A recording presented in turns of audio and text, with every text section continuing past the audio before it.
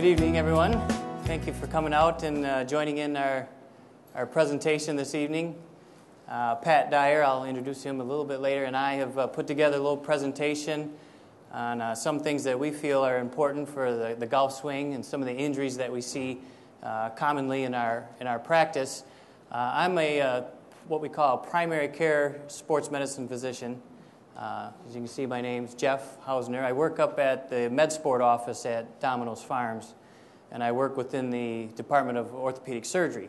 But I'm not an orthopedic surgeon, so I have a unique role of practicing what we call primary care sports medicine.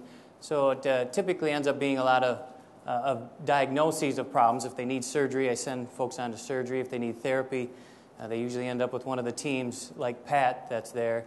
And certainly with our department, we have hand specialists and foot specialists and spine specialists. So a lot of what I end up doing ends up being with the shoulder and knee and somewhat of the hip. But we put together a little bit of some of the common injuries that we see with golf and golfers that come in with complaints. So this is what you'll see what we want to present. And I know a lot of you have come with ideas of your own and certainly questions of your own. So please feel free to stop us at any time after any questions that you have on what we're presenting. If things don't make sense, or if you're thinking of a different pathway of what to take, we can always address that as we go. So we'll try to keep this as informal as possible and try to get our questions answered. Well, I guess I can use this here. So I showed that little video clip to start off with these different golf characters. Somebody emailed it to me, and you saw the cell phone guy or the delusional guy who can make it there in two. The funny part is if, and I didn't put them all on there, if you read through them all, you're going to find one of them that usually fits yourself, and this was probably the closest to me. I think every time I go by a pond or hole, I put out my ball retriever and try to get that ball, and I've been known to say, hey, a Pro V1. So just say it just like that. So I am a golfer. I like to golf, and you'll usually see me with my ball retriever. So the general outline for what I'm going to do is just to hit some common musculoskeletal conditions and just some prevention strategies. I'm not going to get too specific, and basically I'll get to the punchline at the end that we're going to talk a lot about prevention of injuries, and that's going to really center around a lot of conditioning and fitness and strength. And instead of putting up a lot of exercises for me, a lot of that stuff you can actually find on the web. We're going to talk a lot about core strengthening, things like that. So I didn't get too specific with these exercises because I think there is a lot of good information out there that you can find. So I'll present some kind of general prevention strategies and things to think about. But probably what you hear is more to listen to what Pat's going to talk about. And that's my other means of being up here, is to really introduce Pat. Pat has his MBA. He's an athletic trainer. He is the director of all of athletic training services within MedSport, which is up our division of sports medicine at the university.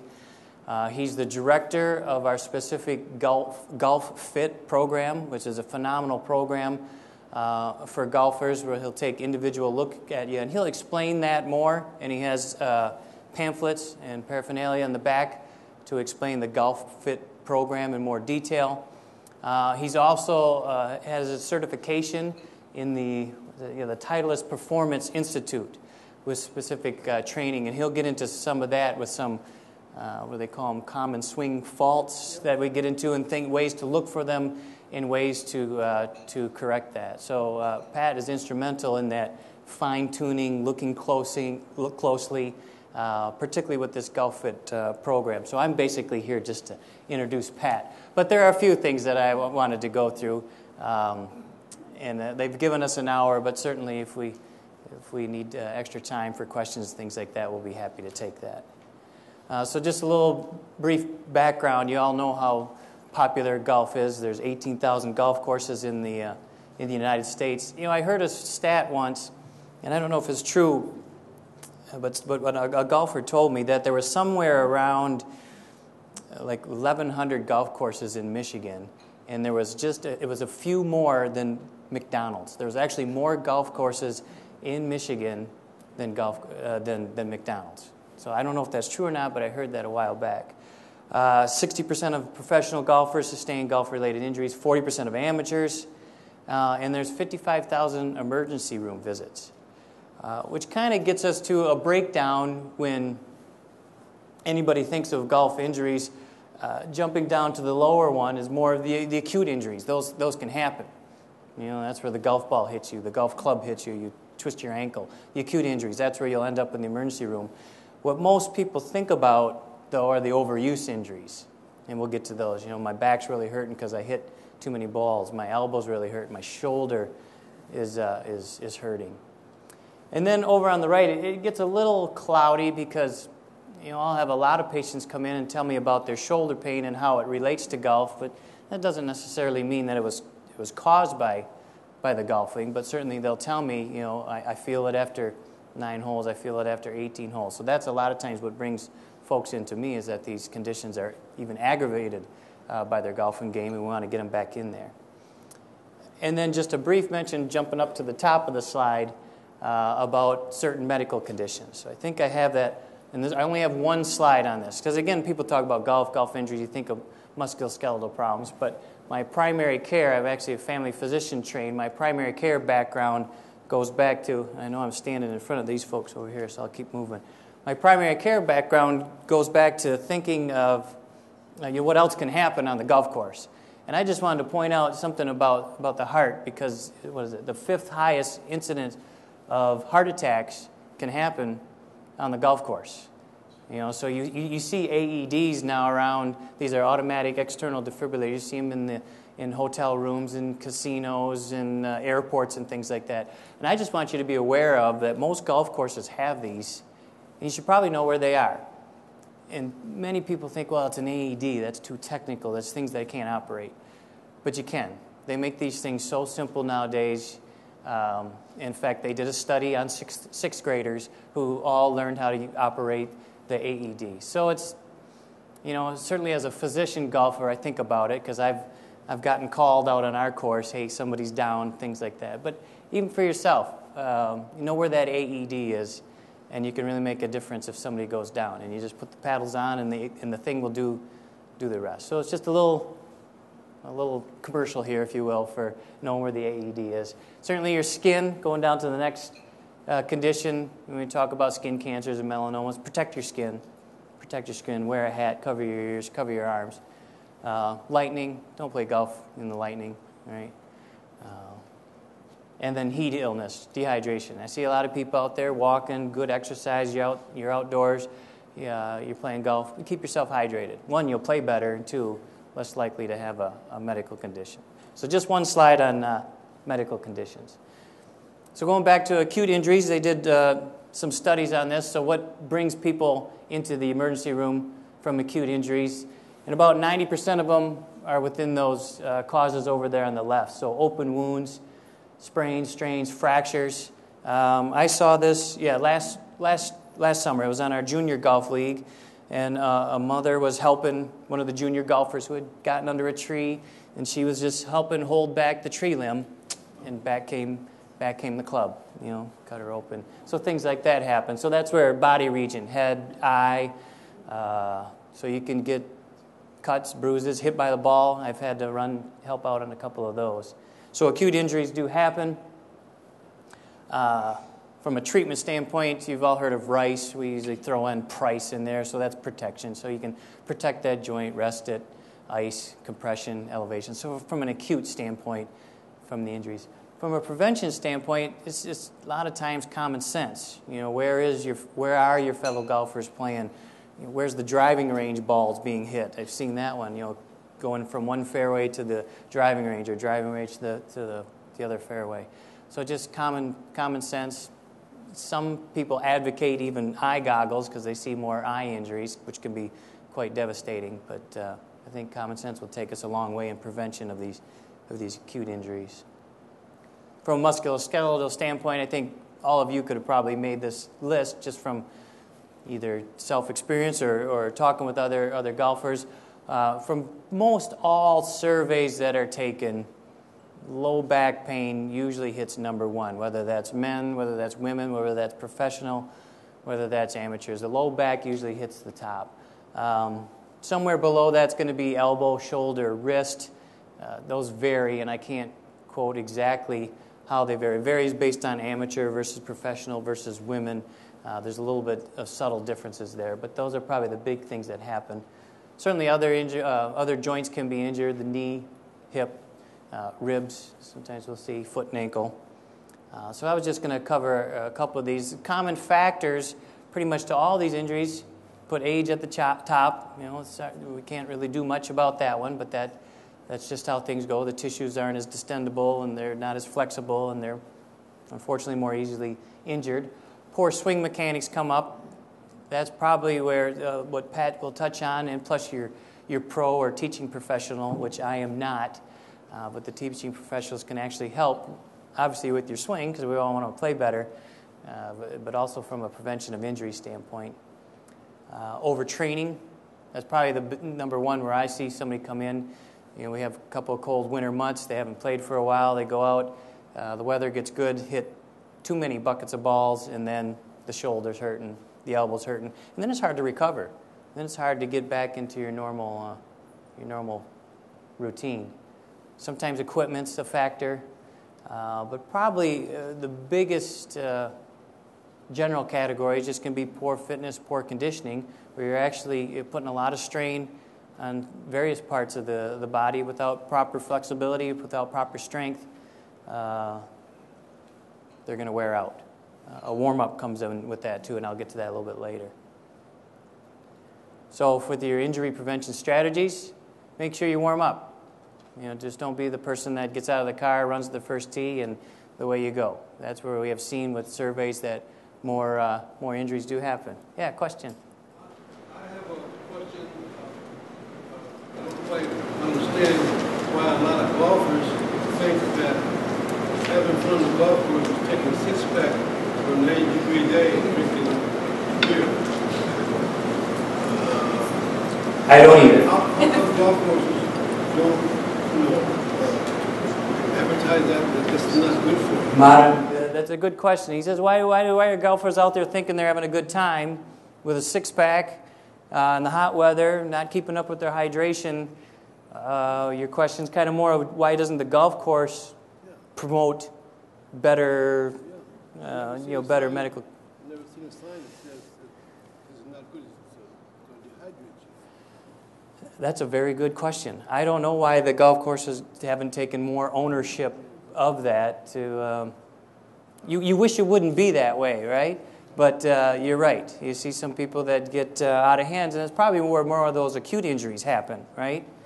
And the other injuries. You're just not thinking straight. I should have pointed out another big injury. It said ankle on there. Golf carts, foot hanging off on the edge of the golf cart, swinging around the corner, and the foot hits something, and there's a lot of power there. I'll have to look into that. That's a great question on why there isn't more awareness from a golf course standpoint that, hey, you're damaging yourself. You're doing more harm.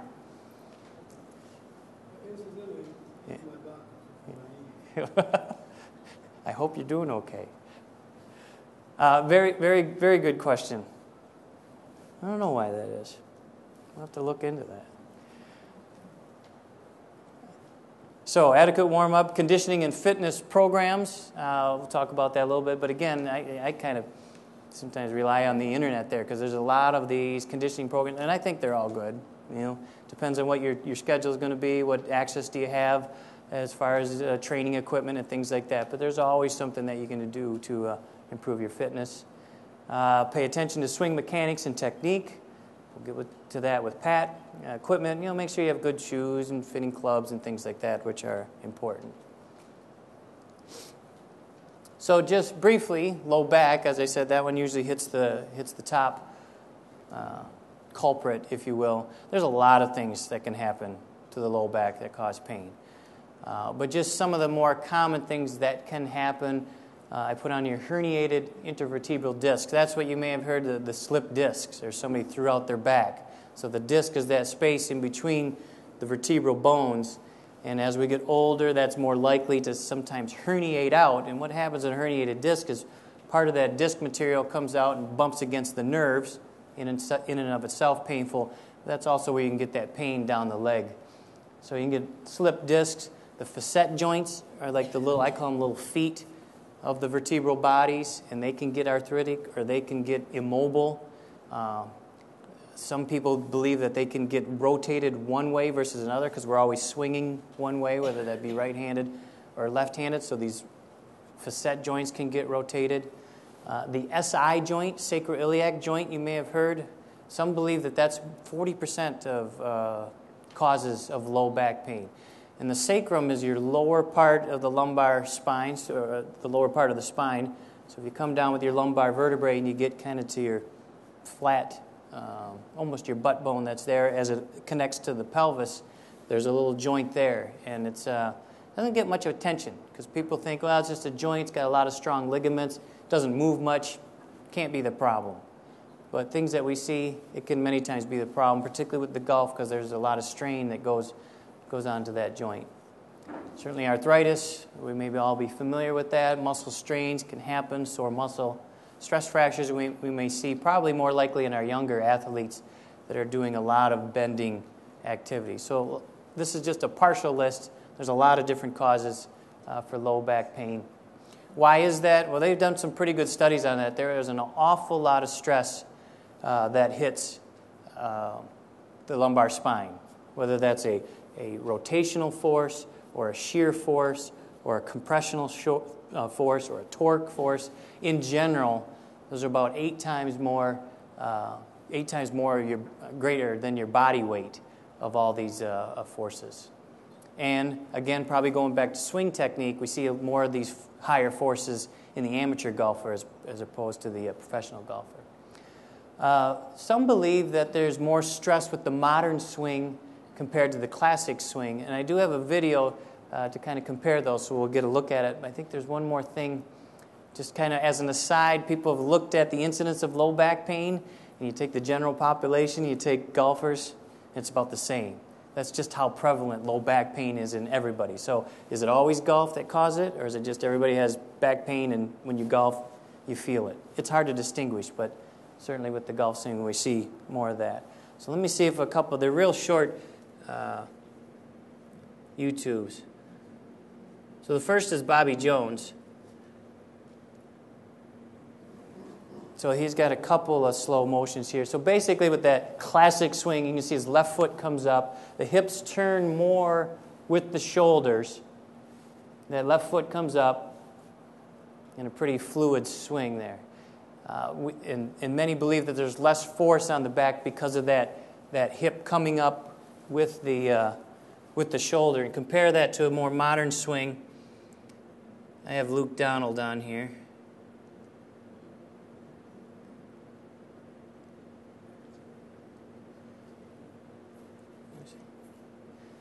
So we just get one chance at him, a slow motion. But here, that foot stays down, the hips do not rotate as much, but the back and shoulders rotate a lot more. And that's what a lot of your teaching pros are going after with this X factor. I don't know if anybody's heard of the X factor. You're trying to get this stable and this really cranked up. But some believe there may be more back problems because of that. That's hard to study, hard to prove, hard to show. We'll just keep going. Well, these are just still pictures in case the video didn't work, basically showing the same. So some prevention strategies that we may implement, perhaps standing a little closer to the ball may take some stress off the low back. Shorter backswing, so there's less of that rotational torque. They've actually done some studies on this that, at least in the study that was done, distance was not lost when people brought back a shorter backswing. Accuracy may be improved even, but your distance was not lost. Some people say, well, I need that full backswing. But in this study, there wasn't any loss. And then the question mark, should you adopt a more classic swing as opposed to the modern swing? So prevention strategies from a medical standpoint, certainly weight loss. We take the stress off here. It's going to take the stress off the low back. Stretching, and we'll get to this a little bit later, but certainly hamstrings and your lumbar rotation is important. And a big thing was strengthening the core.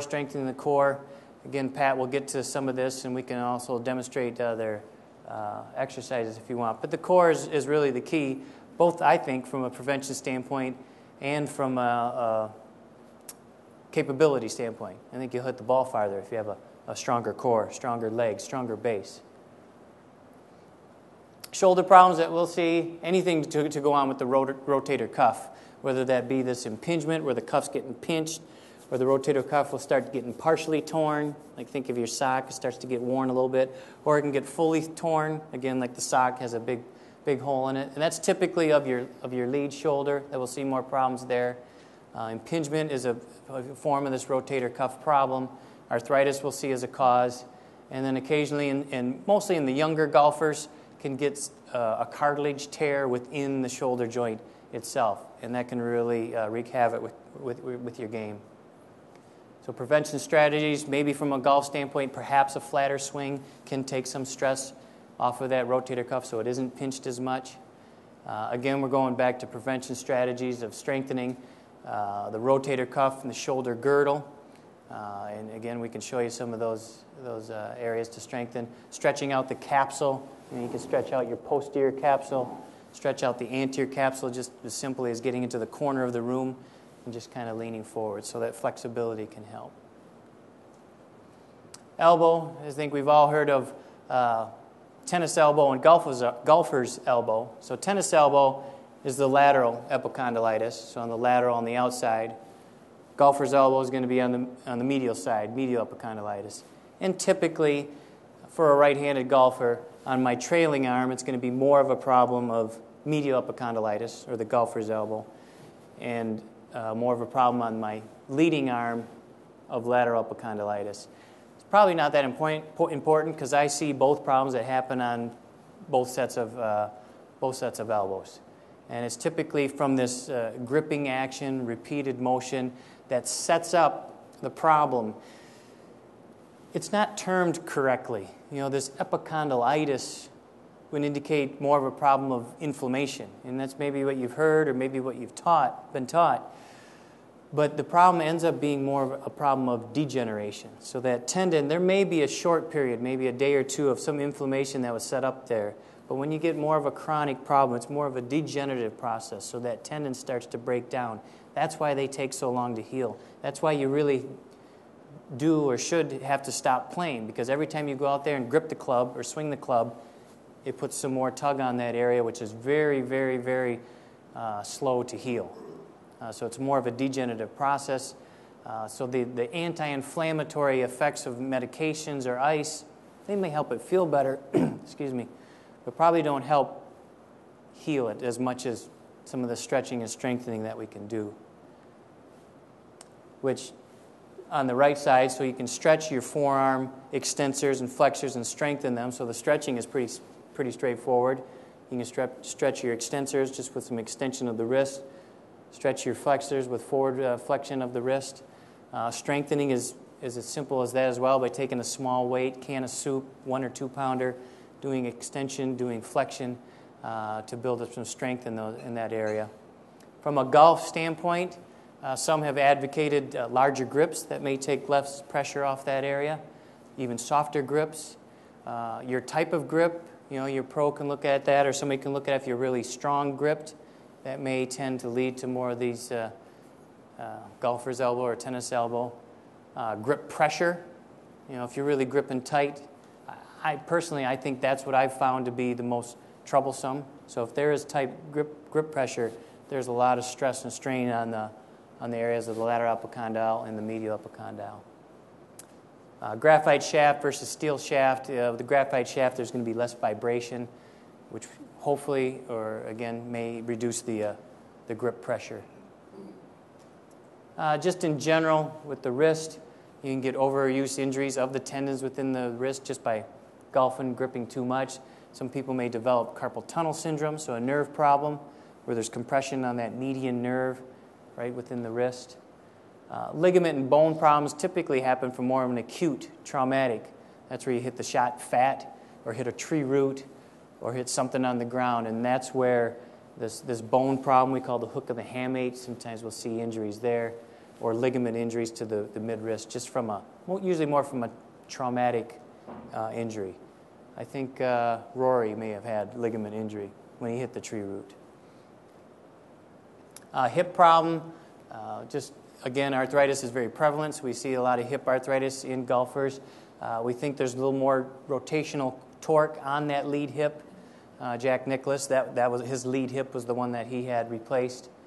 Sometimes we'll see hip flexor problems, tendonitis. Impingement is a condition where there's kind of a mismatch with the ball and socket in there. With certain positions can start pinching within the hip joint. Cartilage tears can occur in and around the hip joint, similar to the shoulder. Knee, to be honest, I don't see many injuries caused by golf, but certainly knee problems interfere with your golf swing. And I think Tiger Woods would be the first to tell you about that, because I think he's had multiple surgeries on the knee because of ligament injuries, but I don't think the ligament injury was necessarily caused by golf. I think Ernie Els tore a ligament in his knee as well. I heard skiing, I think, water skiing or water tubing or something. I'm not sure about that.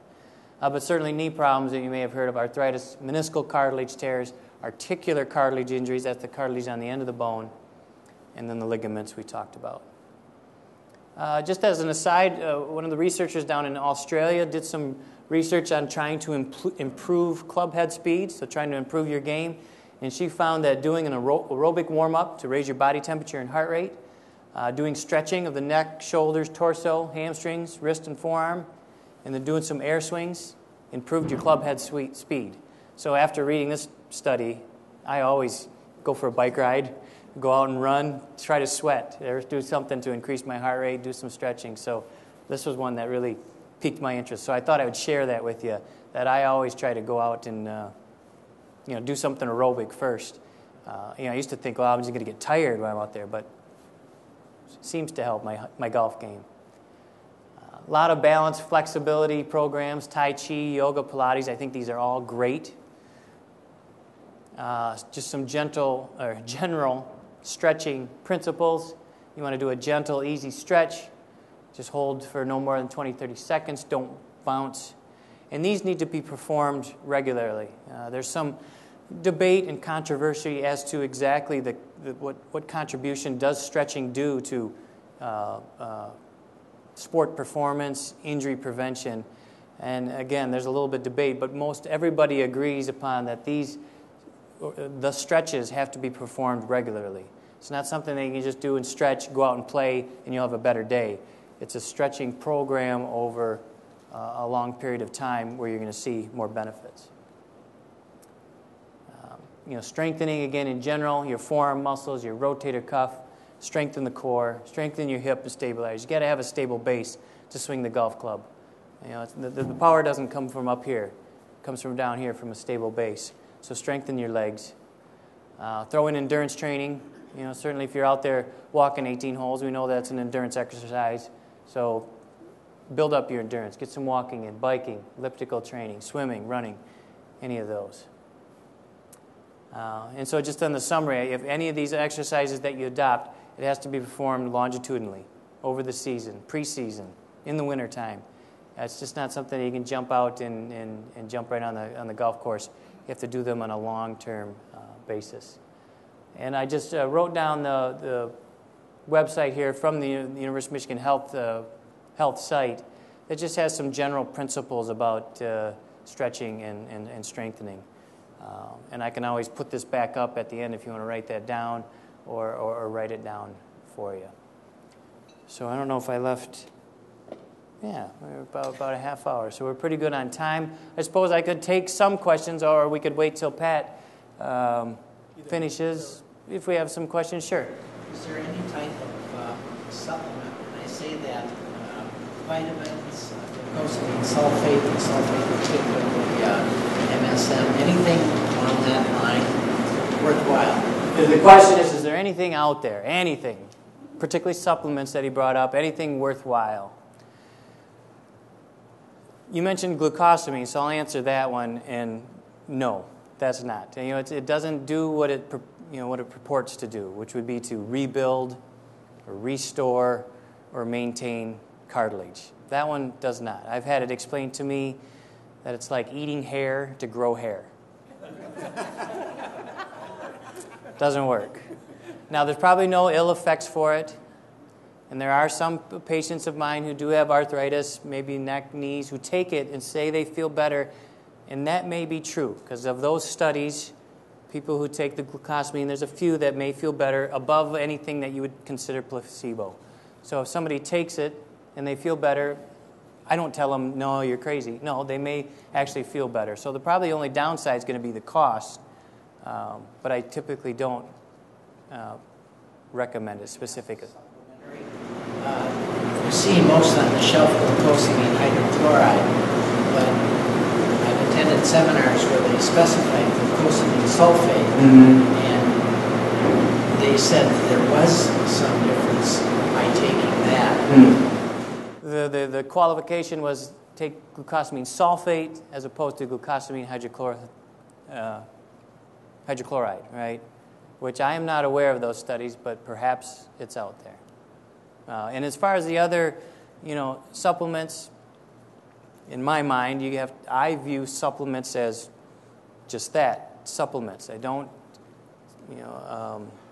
avoid certain food groups just because I've taken a certain calcium supplement or a vitamin supplement. I'm big on dietary means to get those means in. But if your diet, for whatever reason, may be lacking in something or a vitamin, again, it's probably not going to hurt you, but I'm big on the dietary means to get the nutrients in your body. So I have not found anything in particular. Now, taking a step back and look at it, the whole hydration picture and things like that, I think that's important to sports performance.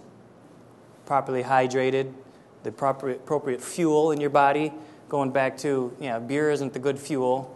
I don't think soda pop is the good fuel, because you're going to crash 1 hour after that sugar goes down. But again, a balanced diet, appropriate diet, I think is critical to sports performance and healthy living in golf. So that's my viewpoint on that. How about the hyaluronic acid? Hyaluronic acid is the question. So those are things along the lines of Synvisc, Orthovisc, Hyland, Suparts, Euflexa. There's 5 of them out there. These are injections, FDA approved for the knee only for arthritis. Again, if you critically look at the studies, probably no greater benefit than cortisone or an anti-inflammatory medication like an Aleve or ibuprofen. And they're very expensive.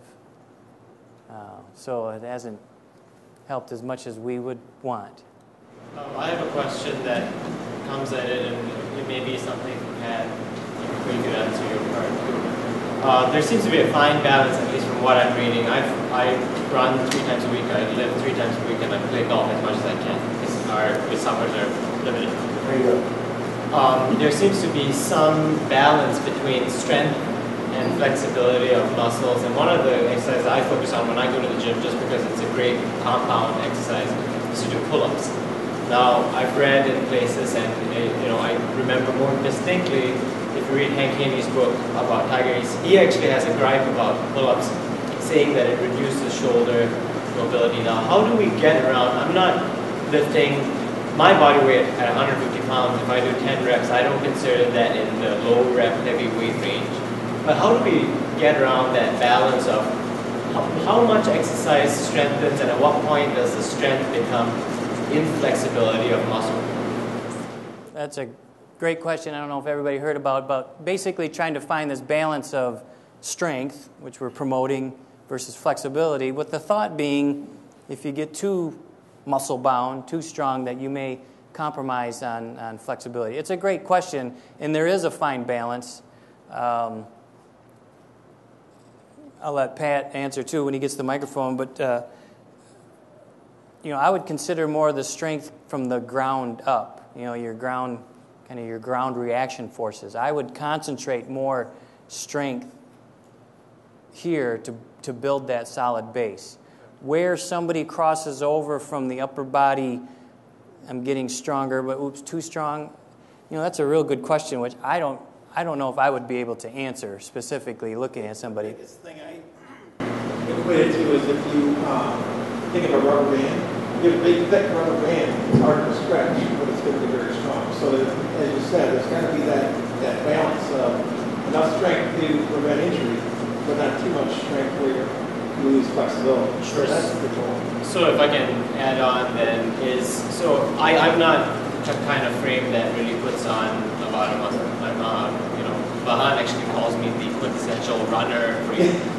But, if I do more reps on pull-ups, I may be getting stronger, just because my body can handle the load of lifting my own body weight more times. But does it always equate that, I've built this muscle endurance, does it always equate that means my rubber band is getting thicker? Well, I think you just need to continue to do what you're doing as far as the strengthening, but you also have to make sure that you're increasing the amount of flexibility. You have to do both sides. So long as they're equal, I think you're going to be okay. If you just decide, no, I don't need to stretch anymore, I'm just going to do pull-ups, then sooner or later you can break down. But if you can do a little both, then the more you do of the pull-ups, then you just have to increase the amount of flexibility training that you use.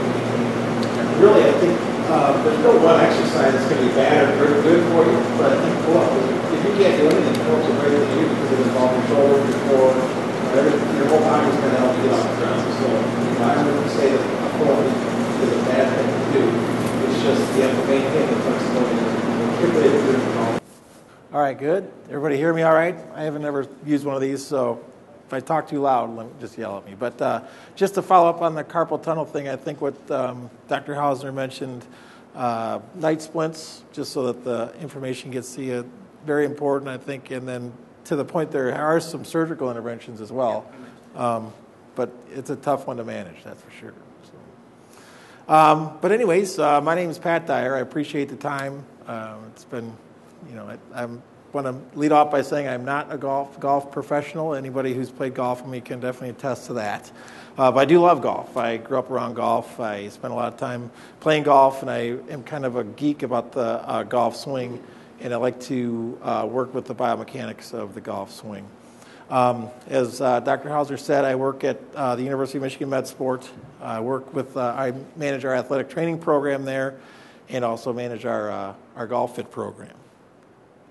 A little bit about what I'm going to talk about today. I'm going to show basically the proper golf swing sequence so that we can know what we're starting with, know what we want our golf swing to look like, and then work backwards from there. I'll talk a little bit about the Titleist Performance Institute, which I had the opportunity to attend several months ago, and it's totally changed the way I work with golfers. I've been working with golfers for about 10 years, but working with these guys at the Titleist Performance Institute really established me in a position where I can use their tools to a much greater degree.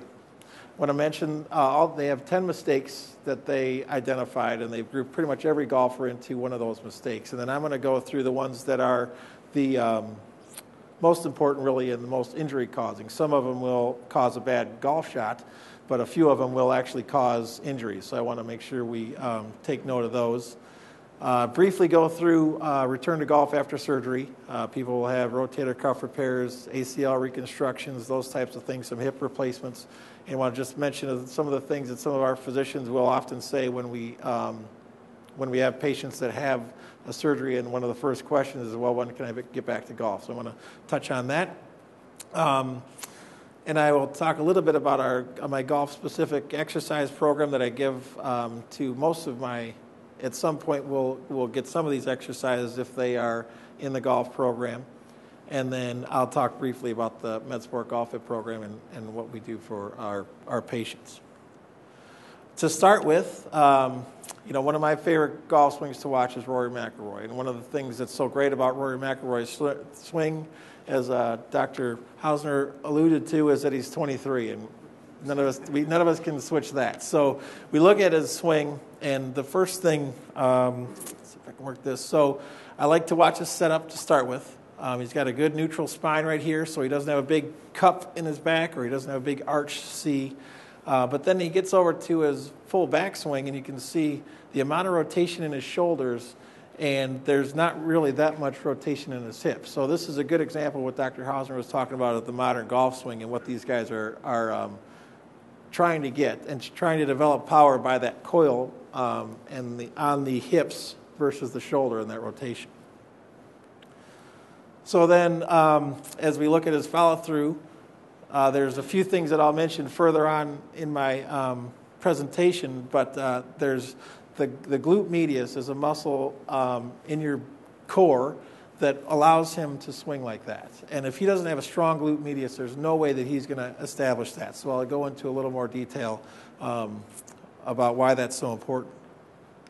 So now we're looking at the front, or from the front, and we can see again that rotation that he gets on your far right, but there's not that much rotation in his hips. So his shoulders have turned to 90 degrees, but his hips have only turned about 20 to 30 degrees. So that coil is what's developing all his power. And then you look down at his feet, and really if you looked at his feet without looking at anything else, you wouldn't really know that he started his golf swing. I mean, he's not swaying off to the right side, or he's not sliding forward at all. And his left knee has bent in a little bit, but you can just see that there's all that power is just twisted on that hip. And again, if he doesn't have the strong core, then he's going to develop significant back pain, and he's not going to be able to maintain this golf swing for a extended period of time. And then to follow through, you can see that the weight has shifted over to the left side. The biggest thing about the new modern swing that we were talking about is that left knee has extended into full extension, which we'll talk about more. And in Tiger Woods' case, has presented a significant problem because that's his lead leg. And that's the leg he tore his ACL in and had a bone bruise in, and as a result, or tibial plateau fracture, and as a result, every time he swings, he's putting pressure into that joint because you can see the foot is planted, and there's twists at the knee and the hip, and so you can see all of that rotation on there. I'll try not to get too meaty into the anatomy and physiology of it, but some of it's interesting. A little bit about the Titleist Performance Institute. Basically, about 10 years ago, they developed a program that they wanted to establish something that all their golf pros could do, all Titleist golf pros could go to, and it's out in Carlsbad, California. They've got an amazing advisory board of Dr. Greg Rose and Greg Cook, Dr. Andrews, who you might have heard who's a leading orthopedic surgeon, and Mike Voigt is a physical therapist in Tennessee. So it's very evidence-based, and I think that's the one thing that put me over. I've been to several golf fitness type of courses in the past, but this was the one that had evidence-based. They've done research. It wasn't just some guy who said, I work with a lot of golfers and I tried this once and it worked. They had reason for what they were doing, and it showed. They also they have 3 tracks. So they have a teaching professional track, they have a fitness professional track, and they have a medical professional track, which is the track that I'm on. So their big goal at Titleist Performance Institute is to overlap the field so that the teaching pros know that they can go to medical professionals, and the medical professionals know they can go to a fitness professional, so that there's overlapping and it's a team approach so that all these experts can work together to get the best out of their golfers. All right, the 10 Titleist swing faults. So again, all of these will cause a bad golf result, which is the short-term problem. The long-term problem is most of them will cause some issue physically down the road. So early extension, loss of posture, chicken wing, which a lot of you have heard, which is opening up, slide and sway, S posture. I'll go through these a little bit more specific. The C posture, the early release or the scooping, casting, reverse spine angle, and then the over the top. So those are the ones that Titleist has said we can pretty much take any golfer who's having a golf swing fault and what is going to have one of these. A lot of us have probably 7 or 8 of them, but you can at least have one of them. So the ones that will really cause, well, let me go into this glute medius first before we get into some of this. The glute medius is the muscle in the, basically the muscle in the butt that establishes rotation and will slow down rotation in the core. So it's the muscle, for those of you who can't see, right here. So it attaches at the hip, the spine of the hip, and then down into your greater trochanter, which will establish so you think about it, when you're in your golf swing, I'll go this way, this muscle is basically all that's stopping you from going over like that. So that's why there's so much importance on that rotation, and it's going to slow down the swing. As we go through the reverse spine angle, one of the biggest problems you'll see in golfers, and it almost always will give you low back pain. So on the guy in the blue there is doing it correctly. So he's getting, his shoulders get behind his left foot. All right, so that's the goal of this golf, the backswing. The guy in the red shirt is not doing it correctly. So you can see that there's the big, he's basically, his shoulders have now crossed over his hips, and he's compressing his spine, which can do nothing but cause problems. In addition to this, it's going to cause all kinds of a bad golf result, because you've got to make up all that ground now. You're trying to get that extra swing, so you put your hips back, and then you're going to have to make that all up somewhere in the downswing. The reason for this is usually your back hip is tight, so you're not able to internally rotate, which is what you have to do to get into this position. You have poor glute function, or that glute medius is not stabilizing the hip. And then also, and the way we'll find it are a few of the tests that we've identified are the windshield wiper tests, the seated hip rotation tests are what basically the Titleist folks have said. This is what's you're not going to be able to do these tests if you've got this swing full. Early extension, another problem we'll see in a lot of, I do this all the time because I'm trying to hit the ball 340, and I try to really get into it, so I stand up, and that's what happens is I usually hit the top third of the ball, and it goes about 20 feet off the ground for about 30 yards. So, but this is, again, it's either your timing or your hip flexion is not good enough, your flexibility is poor, so as you're firing all these muscles, they start to straighten out and you stand up. Again, this is causing your back to go into a position that it's not stabilized at, which is going to cause some problems.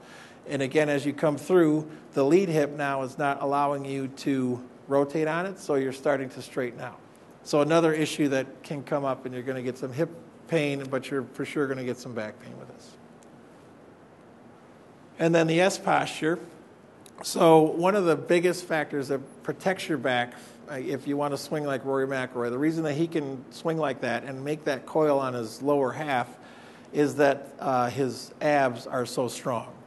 And we talked about with Rory McIlroy, he's got that nice straight spine right there. So it's flat. You can see on the guy on the right over here, he's got more of what's called that S curve. So at this point, I think part of this is as we're trying to teach our kids as they grow up, you want them to stick their butt out, but what happens is then they arch their back. So when you arch your back like this, you have deactivated the abs, which means there's nothing protecting the back. So now you're in a bad position right off the get-go, and as soon as you start swinging, these abs are not going to protect your back and allow you to get that full rotation, and your spine is just going to compress, like Dr. Hauser was saying. That can cause some significant back pain, and sooner or later, you're going to have problems with this. So some things that we look at to try to solve this, usually we'll identify that they have the tight hip flexors again, and again, the weak core. So we're trying to give them more control of that hip so that they can get themselves in that right position. A slide, which is moving away from the target in the backswing. So again, one of the biggest issues with this now is going to be more. Remember when we looked at Rory McIlroy, you can look at his feet, and you couldn't really tell that he was in the middle of his backswing. Well, here the guy in the red has his knee is now outside of his back leg or his back ankle. So again, he's probably got his ankle is probably weak, his glute again is probably weak, and he's probably tight right there on that lead hip. So those are the types of things you work on with this gentleman. And again, it's one of those things, once in a while you'll probably hit a good shot doing this, but to do it consistently, which is what we're trying to do in golf, you're not going to be able to get back to that impact position correctly if you're sliding back and then have to make up all that ground to get right back to the same position. Again, the goal in golf is to get back to your impact position as efficiently as possible. Some of the questions that we often get asked, like I was saying, as far as if we have a surgery or if there's, if I have a tear in my ACL. So one of the first questions that comes up when somebody tears their ACL is, do I need to have surgery, and how long is it going to take for me to get back? So we had this debate when I was at the seminar at Titleist, and basically the answer was, we can debate it if it's on the left leg or the lead leg. You may be able to get away with playing golf with a torn ACL, on the trail leg, but you have to fix it if it's on the lead leg. Because as we saw at that first slide of McIlroy, if his leg is planted and he's twisting on that knee, that ACL is what's going to keep him from continuing to twist. So if he can't control that, these pros are not going to play good golf with the amount of force they're putting through the knee. On the back leg, however, the foot comes up and they rotate, and the power or the force is released, so there's no force going through that ACL. So you could potentially say to a guy who wanted to really play high-level golf but had torn his right ACL and he was a right-handed golfer, that you could potentially finish the season with a torn ACL in the right leg. But there is no way you're going to finish the golf season with a torn lead ACL. And then I asked one of our orthopedic surgeons, when do you start to let people start to play golf?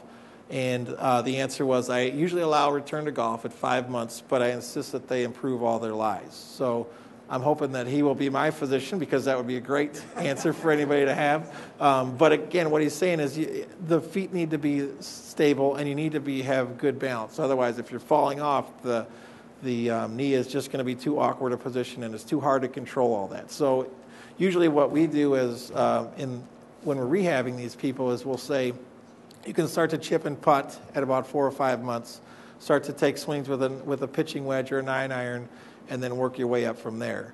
But the key is that if they're in a bunker or something like that, they're going to have trouble maintaining that swing unless they have full function of that leg before they do. With the hip or knee replacement, the return to play, one of our total joint surgeons said, between 6 and 12 weeks, I'll allow, again, same type of thing, I'll allow slow increase of the swing under ideal conditions. So again, the mantra is, if you can keep your feet stable, you can start to swing the golf club. He did bring up a great point. This physician said they have identified loads in a golfer up to 4 times the body weight in a woman swinging the club 60 miles per hour. So you can multiply that by a professional golfer or a high-level golfer who's probably swinging closer to 100 miles an hour. So now you're talking about 8 times your body weight, which is enough to cause a fracture. So if there's already an injury there, you don't want that amount of force to go banging through that joint. Rotator cuff repair. This is a different one because rotator cuffs are so variable in size. You can have a small one where they don't really even need to repair it, or you can have a huge one which is going to take you several months to recover from, and months of rehab. So it's hard to just say, how about a rotator cuff repair, when it can come back? But I think, again, the goal is to start to chip and putt. All of our physicians said at 4 months you can start to chip and putt. But then at that point, it gets too variable to try to identify exactly when I'm going to feel comfortable. And really, even with ACL reconstruction, you fix the ACL tear and you know what you've got. You know how it's fastened and that type of thing. Whereas with the shoulder, the rotator cuff repair, it's frayed, as Dr. Hauser was saying, and it's totally variable between the patients. Even a small rotator cuff repair might be slower to come back than a massive rotator cuff repair at another person just because of where that tear is. So it's a little bit harder to identify exactly what you're looking at. But again, if we look at some of those positions that these guys are in, severe external rotation at the top and severe external rotation at the back, and then all the way across their body, full extension. So it's a difficult one to manage, and it's slow to get back from and can be debilitating if it's not handled correctly. A little bit about our golf program. So what we do is we have 3 visits. The first visit we do a video, and we will do a functional analysis of basically your body, and then also while you're swinging. And then we'll look at that golf swing, and usually about 2 or 3 weeks later we'll have the second visit, and that's when we'll take what we found in the functional movement screen and match it up with what's going on in the golf swing. And we'll often find some weaknesses in the glutes or tightness in the hamstrings or hip flexors, that type of thing. Then we'll give you an exercise program to work on at that point, and then let you work on it for a few months, and then get you back to see how things are going. And we list it as 3 visits, but oftentimes it turns into 5 or 6, or there's email, there's a lot of communication, I guess, as we go through, because what we'll find is 3 visits isn't enough. We usually need 1 more next year, because oftentimes the 3rd visit's in November, and nobody's playing golf around here in November. So we'll try to pass it on to the next spring. I want to start doing a couple of the videos that we do. So this is my guy, Mike. Mike's a great athlete. He plays hockey, exceptional functional core strength. So there's a reason I had him do these exercises and not me, because he's able to manage these and make them look like what they're supposed to look like. If I did them, I could show what they're not supposed to look like, or not supposed to look like. So Mike here is starting with the. Let's see, is it skipping? Yeah. So essentially, thanks, Jeff. Great. So this is the warm-up that I will usually put my golfers through. I try to find things that they don't need a lot of equipment for, that they can do on their own. But the key with Mike here is you can see his back is nice in what's called a neutral spine. So he doesn't have that cup in the back. If I was doing this, I would be compensating by trying to pull back with my back and sticking my hips out. So he's able to maintain that position with a nice supple back that's going to control his core. And I'll usually have them do this for about 60 seconds. Then I'll take them through some golf-specific stretches. So the biggest thing, again, we talked about the goal of the golf swing is to be able to rotate the upper body on the lower body, with the lower body basically staying still, and the upper body maintaining the stretch. So this stretch here, I'm pulling his left arm over and then pushing him into a flexed position so that we can, one, stretch his hamstring, but also rotate the core in that stretch position. Now, this is just strictly a rotational exercise. So by putting him in a seated position on the floor, his hips are now locked. So he can't compensate by lifting his hip up or anything like that. So now I can get full rotation of Mike's shoulders without his hips moving. So, and again, these are things that I do for them, and I always do 3 sets of 30 seconds at least whenever I'm doing any stretching exercises. But the key for this would be you could do this in a position where you can grab against something and pull, but you want to establish some position where you can stabilize the hips and rotate on them with the shoulders. Now we'll get into some of the exercises. So again, rotation is the key for all these exercises. And what Mike does great here is he keeps his nice and straight here, so his knees to his shoulders is a flat table.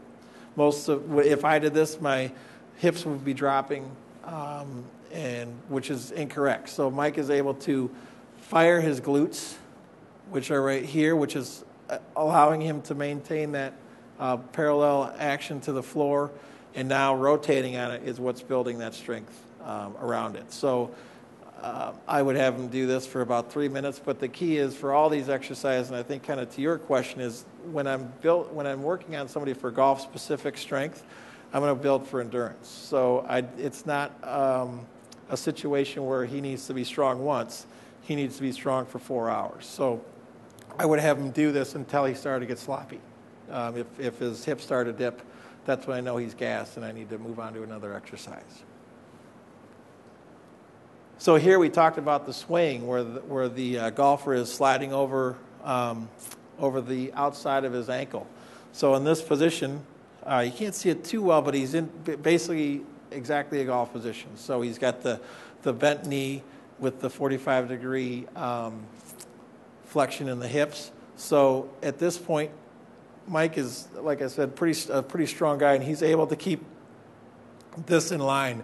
His hips are not sliding over his right ankle, which is the key in golf. If he starts to slide over, that's when you're going to have to make up all that ground in the golf swing, and as a result, you're probably going to hit a bad shot. But also, to do this, you have to have a strong glute medius again.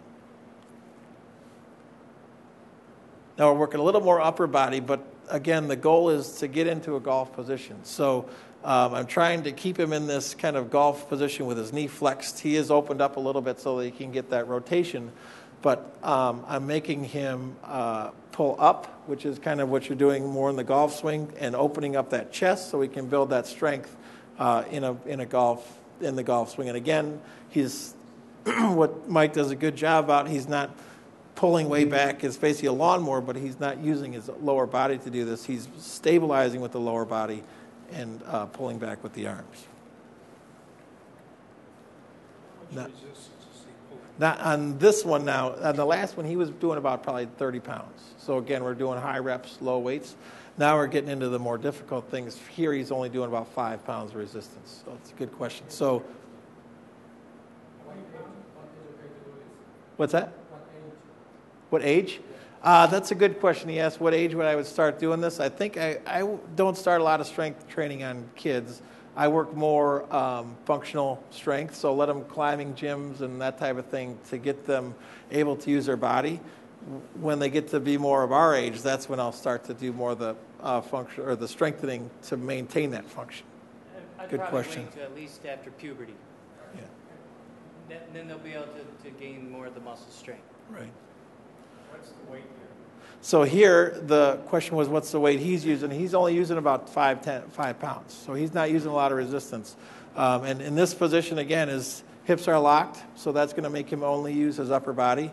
And then to make it even a little more difficult, we put him in what's called a plank position. And there's no way I'm going to do this. And you can even see Mike, who is a pretty high-level athlete, his hips are starting to raise up. He's starting to get a little gassed. What's that? Yeah, nope. He's only those are like 1 pound weights on there, so he's pretty limited on this. So good question. Now we're working more the hip flexors. So again, I'm trying to get more strength in this. But the key with this one is you can't see it from the top, but from the side, I'm making him make sure that his knees stay at least 6 inches off the ground, so that it doesn't dip down and come back up. And that's what's going to start using that. Again, the glutes. If he starts to dip down, we're just using hip flexors, and he's not stabilizing anything with the glutes. By maintaining that position that he's in right now, he can keep those glutes firing. So his top knee is 6 inches off the ground? Yeah, the right knee in this case is six inches off the ground. So in terms of, I mean, from running, one of the issues I have is glute medius tightness. Yep.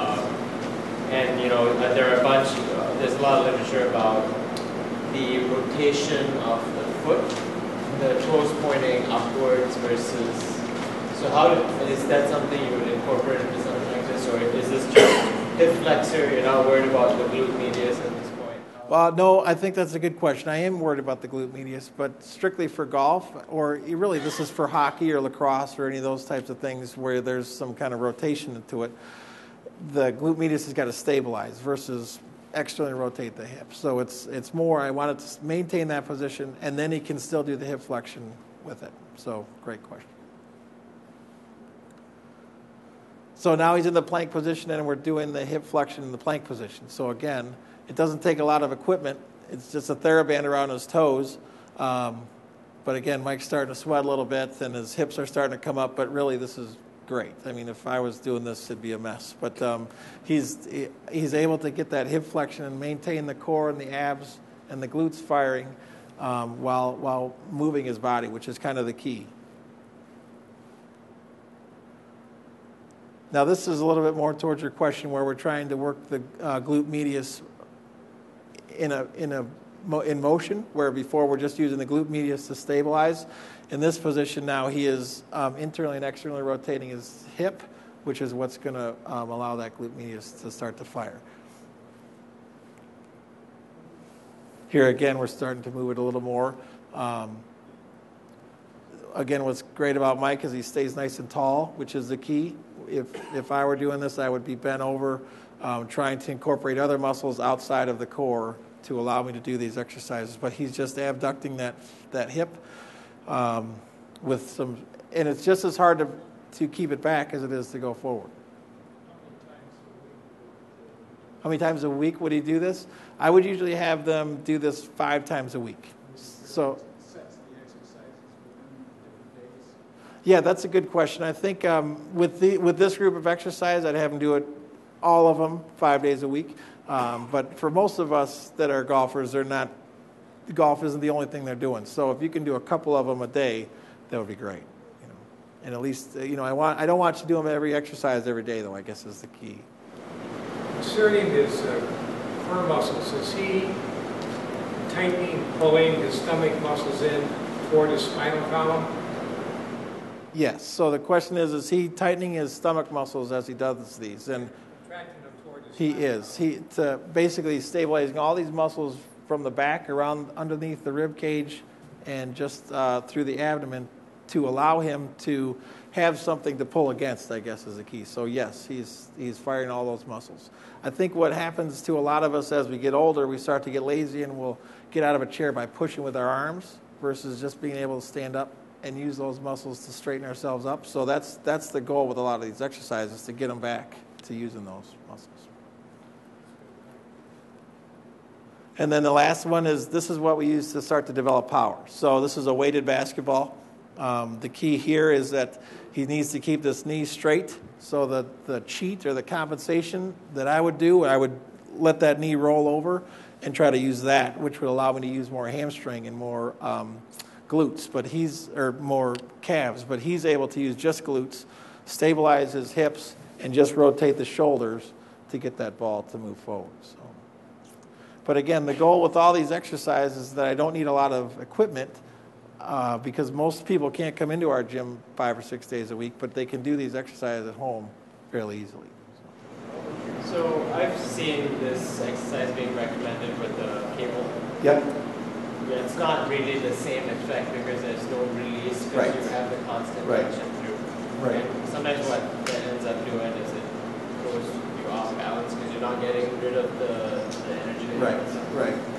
So, I mean, is there an alternative? I mean, if I'm at a gym, I use a gym that 20 people are in, I can't be You bouncing can't the throw ball all across around. where they're walking. But Yeah.